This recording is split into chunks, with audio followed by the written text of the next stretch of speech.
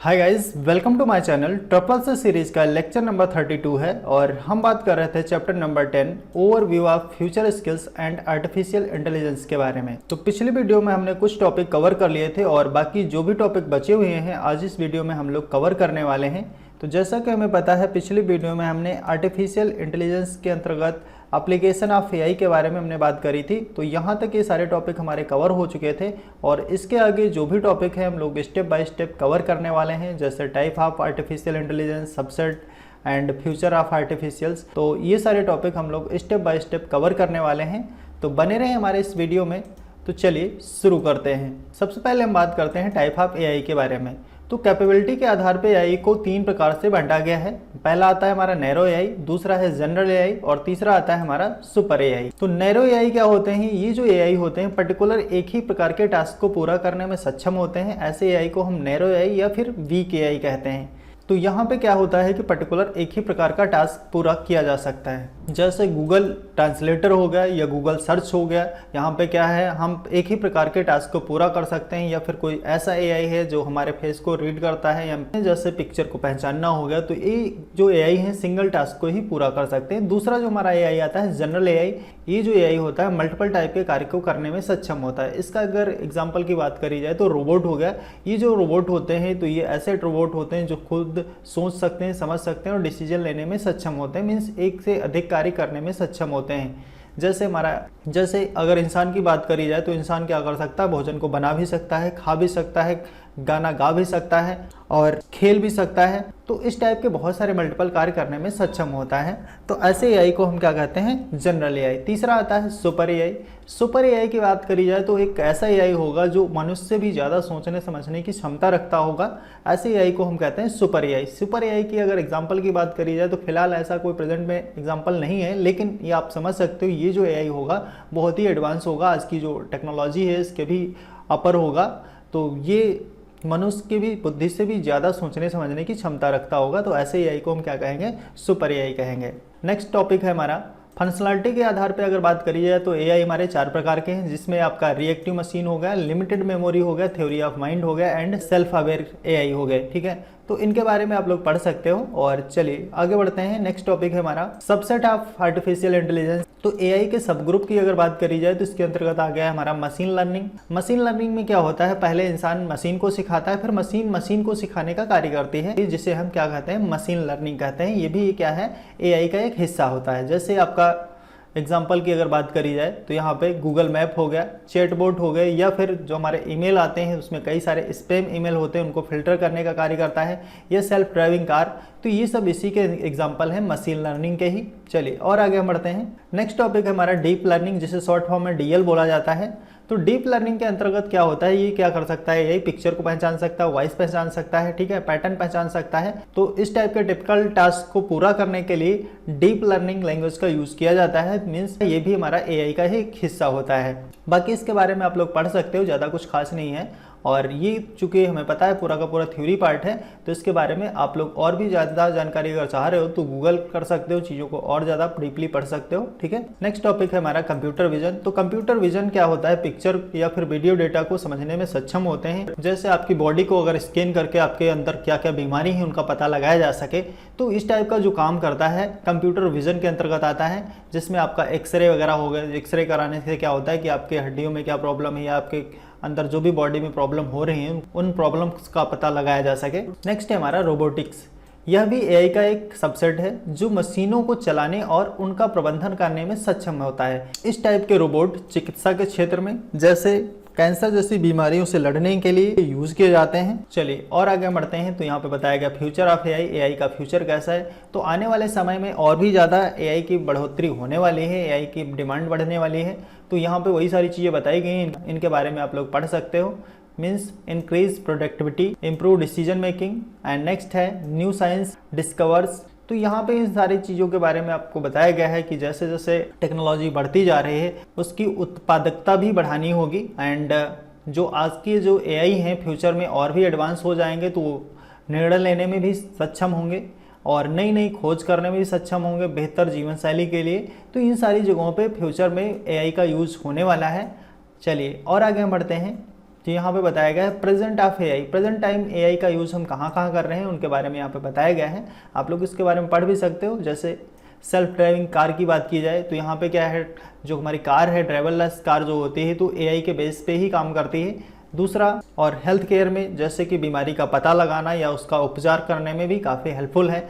जैसे कैंसर जैसी बड़ी बीमारियों को ख़त्म करने के लिए रोबोट का यूज़ किया जा रहा है। ये ऐसे रोबोट होते हैं जो माइक्रो रोबोट शरीर के अंदर में जा करके कैंसर जैसी बनने वाली सेलों को रोकते हैं और बीमारी को ख़त्म करने में सहायक होते हैं।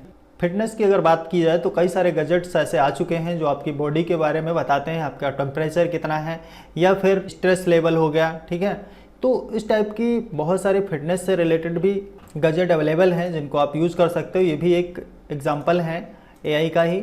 मैन्युफैक्चरिंग क्षेत्र में जितनी भी मैन्युफैक्चरिंग कंपनी है वहाँ पे ऐसी अगर कोई सिचुएशन है जहाँ पे मनुष्य कार्य नहीं कर सकता तो वहाँ पे रोबोट यूज़ किए जा रहे हैं, उनका यूज़ कर रहे हैं।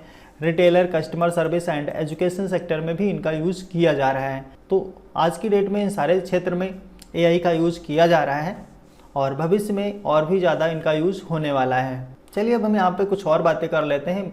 कुछ मिथ्स हैं जो एआई से रिलेटेड हैं, क्या क्या भ्रांतियाँ फैली हुई हैं तो उनके बारे में हम बात करते हैं। तो यहाँ पे अगला जो टॉपिक है यही बताया गया, myths of AI, myths of advance AI के बारे में। तो एडवांस एआई सिर्फ फिल्मों की कहानी, एक ऐसी ये जो बात है कही जा रही है कि एडवांस एआई कुछ नहीं है भैया, खाली फिल्मों की कहानी है, तो ये कहना गलत होगा कि एआई सिर्फ फिल्मों की कहानी है। जबकि एआई हमारे डेली लाइफ में भी आज की डेट में यूज़ होता दिख रहा है। जैसे हम स्मार्टफोन यूज़ करते हैं, सोशल मीडिया यूज़ करते हैं, ठीक है, सेल्फ ड्राइविंग कार हो गई, तो ये सब एग्जाम्पल किसके हैं, इसी चीज़ के ही एग्जाम्पल हैं। तो ये कहना बिल्कुल गलत होगा।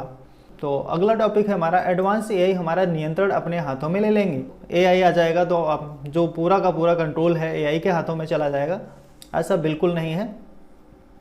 तो एआई जो है हमारे वो किसके द्वारा बनाए गए, इंसानों के द्वारा बनाए गए हैं और फिलहाल अभी एआई जितने भी हैं मनुष्य के कंट्रोल में ही हैं। लेकिन इन फ्यूचर अगर ऐसा होता है कि एआई आउट ऑफ कंट्रोल हो जाते हैं तो मनुष्य को बहुत बड़ी समस्या का सामना करना पड़ सकता है। नेक्स्ट टॉपिक है हमारा, एडवांस एआई नौकरी खत्म कर देगा। तो ऐसा बिल्कुल नहीं है कि अगर एआई आ जाएगा तो पूरी तरीके से बेरोजगारी आ जाएगी, नहीं। हाँ, कुछ हद तक ये बात कहना सही भी है कि कुछ नौकरियां खत्म होंगी तो कुछ नए अवसर भी मिलेंगे। तो ये पूरी तरह से कहा नहीं जा सकता कि एआई के आ जाने से पूरी तरह से रोजगार खत्म हो जाएंगे। चलिए और आगे बढ़ते हैं। तो नेक्स्ट टॉपिक है हमारा, एडवांस एआई के आने से हमारे जीवन में असर नहीं पड़ेगा। तो ये कैसे हो सकता है, एआई के आने से आज की डेट में इतना सारा असर होता जा रहा है तो एआई के आने से ज़रूर हमारे जीवन में असर पड़ने वाला है और इसका असर आज की डेट में ही हर क्षेत्र में देखा जा सकता है। चलिए और आगे बढ़ते हैं। तो अगला जो टॉपिक है हमारा, ये बताया गया future impact of AI in different sector. भविष्य में एआई किन किन क्षेत्रों में प्रभावफुल है, मीन्स ये इफेक्ट अपना डालने वाला है। तो एआई हमारे जीवन में व्यापक प्रभाव डालने वाला है, जैसे कि हेल्थ केयर सेक्टर में हो गया। तो हेल्थ केयर में हमने अभी बताया था कि इससे पहले एआई रोगों का पता लगाने में सक्षम होंगे और सटीक उपचार प्रदान करने में हेल्पफुल होंगे। एडवांस एआई रोबोटिक सर्जरी और कैंसर जैसे बीमारी को ठीक करने में भी सहायक होंगे। तो हेल्थ केयर सेक्टर में भी काफ़ी हेल्पफुल है। नेक्स्ट टॉपिक क्या है हमारा, एजुकेशन सेक्टर। तो एजुकेशन सेक्टर में भी एआई काफ़ी हेल्पफुल है, ऑनलाइन शिक्षा प्रदान करने में एआई का योगदान रहेगा। नेक्स्ट टॉपिक है हमारा ट्रांसपोर्टेशन। परिवहन विभाग में भी एआई का काफ़ी योगदान है। जैसे आपने देखा होगा सेल्फ ड्राइविंग कार हो गया, या फिर गाड़ी में अगर कोई प्रॉब्लम आ रही है तो उससे पहले ही हमको पता चल जाए। जैसे कार का एयर प्रेशर, कितना टायर में हवा है, या फिर अगर इंजन में कोई प्रॉब्लम आ रहा है इस टाइप का, अगर इमरजेंसी सिचुएशन आ रही तो उससे हमको पहले ही पता लग जाए, जिससे कि आने वाले खतरे से हम सावधान हो जाएं। तो इस टाइप की टेक्नोलॉजी आगे बढ़ती जा रही है, मीन्स यहाँ पे भी एआई का यूज होता जा रहा है। भविष्य में इन क्षेत्रों में और भी ज़्यादा प्रभाव पड़ने वाला है, ठीक है। तो चलिए और आगे बढ़ते हैं। अगला जो टॉपिक है हमारा, कस्टमर सर्विस, ग्राहक सेवा। जैसे फॉर एग्जांपल मान लीजिए आपने यूपीआई के थ्रू पैसा पेमेंट किया और उसमें कोई प्रॉब्लम आ गई, तो आप क्या करते हैं, कस्टमर की सपोर्ट लेते हैं। तो उसमें क्या रहता है कि दो ऑप्शन रहता है, या तो आप कस्टमर से बात करें या फिर चैट के थ्रू आप हेल्प ले सकते हैं। तो जो चैटबॉट है वहाँ पे जो भी आप क्वेश्चंस टाइप करते हैं उसके हेल्प से ऑटोमेटिकली आपका आंसर मिलता जाता है। तो वो एक जो सर्विस है 24/7 आपको मिलती रहती है। तो ये भी एक एआई का ही हिस्सा है और भविष्य में इन क्षेत्रों में भी यूज़ एआई का और भी ज़्यादा बढ़ने वाला है। सिक्योरिटी पर्पज़ की अगर बात करी जाए तो आज की डेट में जैसे सीसीटीवी कैमरे हो गए, या फिर नंबर स्कैन प्लेट हो गया। तो जो भी हमारी प्लेट है उस एआई क्या करता है, स्कैन कर लेता है, जिससे कि गाड़ी की पूरी डिटेल खुल के आ जाती है। दूसरा, सीसीटीवी कैमरे के थ्रू हम क्या कर सकते हैं, अपना कहीं पे भी बैठ करके एक ही जगह से कंट्रोल कर सकते हैं। तो ये सब बातें थी एआई से रिलेटेड। ये टॉपिक हमारा पूरा कवर हो चुका है और देखते हैं इसमें कोई टॉपिक अगर छूटे हुए हैं तो उनको भी हम लोग कवर करते हैं। तो आ जाते हैं एक बार सिलेबस की तरफ। तो हमने यहाँ पे टाइप ऑफ एआई के बारे में समझा, साथ ही में subset of AI, future of AI and artificial intelligence के बारे में भी बात हो गया।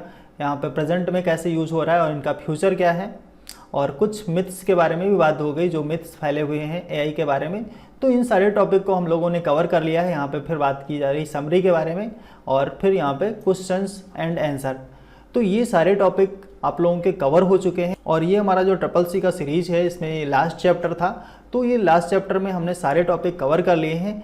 अब इसके बाद में हम लोग step by step chapter wise question और आंसर सॉल्व करने वाले हैं। तो अगर आपने ये वीडियो पूरी देख ली है तो अब आप मूव कर सकते हैं chapter wise question and answer पे। तो हम अब आप लोगों के लिए ला रहे हैं क्वेश्चन एंड आंसर, जो आपके लिए काफ़ी हेल्पफुल होने वाले हैं। वीडियो को देखने के बाद में आप क्वेश्चन आंसर ज़रूर देखिए, क्योंकि अगर आप क्वेश्चन आंसर नहीं देखेंगे तो आप एग्ज़ाम में अच्छा परफॉर्मेंस नहीं कर सकते हैं, क्योंकि खाली वीडियो देखने से ही चीज़ें क्लियर नहीं होती इतनी हद तक। एग्ज़ाम में क्वेश्चन कैसे पूछे जाएंगे तो अगली वीडियो में हम आपको बताएंगे कि जो एग्ज़ाम में क्वेश्चन पूछे जाते हैं किस टाइप के क्वेश्चन जनरेट होते हैं और कौन कौन से टॉपिक हैं जिनसे ज़्यादा क्वेश्चन जनरेट होते हैं। उन चैप्टरों के हम लोग अच्छे से क्वेश्चन सॉल्व करेंगे।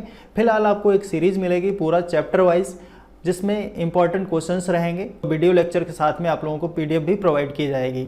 तो इस वीडियो में बस इतना ही, मिलते हैं अगले वीडियो में, तब तक के लिए धन्यवाद।